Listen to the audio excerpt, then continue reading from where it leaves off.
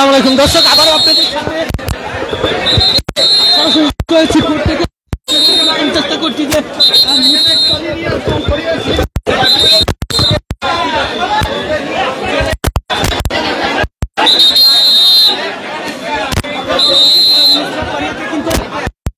কোর্টে আদালতে তোলা হয়েছিল। আমরা এমনটি জানতে পেরেছি। দর্শক আপনাদেরকে দেখার চেষ্টা করছি যে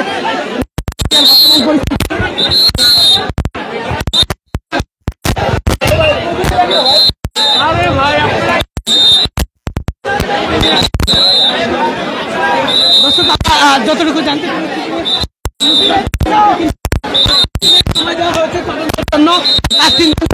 কিন্তু তাকে আবারও কোর্টে তোলা হবে। দর্শক সরাসরি দেখানোর চেষ্টা করছি যে কিন্তু পুলিশের সেফটির মাধ্যমে কিন্তু তাকে নিয়ে যাওয়া হচ্ছে।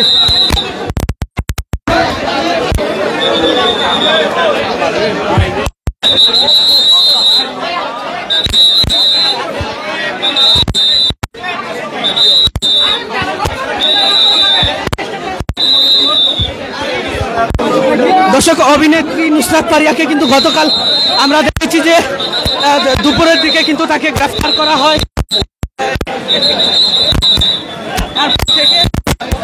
তার নামে বাটারাত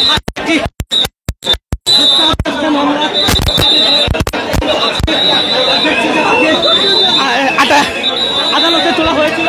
আদালতে তোলার কিন্তু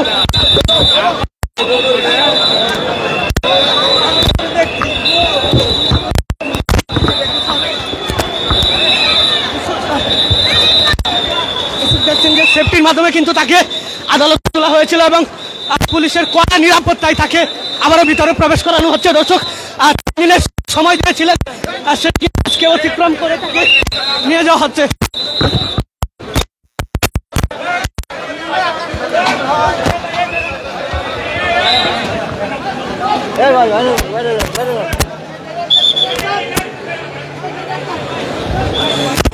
দর্শক আমরা যেমনটি জানতে পেরেছি যে 3 দিনের সময় নিয়েছে আদালত, 3 দিনের সময় দিয়েছে তদন্তের জন্য। 3 দিন পর তাকে আবারও কোর্টে তোলা হবে এবং আজকে আমরা যতটুকু জানতে পেরেছি যে আজকে কিন্তু কোনো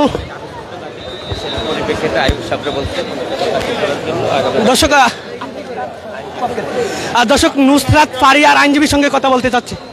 আপনারা দেখেন ওনাকে যে মামলায় অভিযুক্ত করা হয়েছে এটা সম্পূর্ণ ভিত্তিহীন এবং উদ্দেশ্য প্রণোদিত। উনি যখন মামলার ঘটনা উনি দেশেই ছিলেন না, অর্থাৎ কানাডা ছিলেন।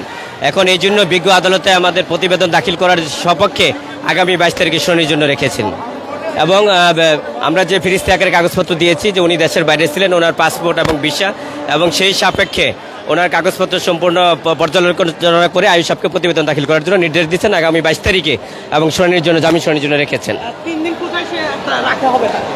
3 দিন সিডাব্লিউ বলে জেল হাজতে রাখা হবে। ঠিক আছে দর্শক, এই ছিল আমার কাছে নুসরাত ফারিয়ার যে আইনজীবী ছিল এবং নুসরাত ফারিয়ার আজকের যে পরিস্থিতি সেটি সর্বশেষ তথ্য পরবর্তী আপডেট পেতে পেজটিতে লাইক কমেন্ট করে শেয়ার করে পাশে থাকার জন্য অনুরোধ জানাই।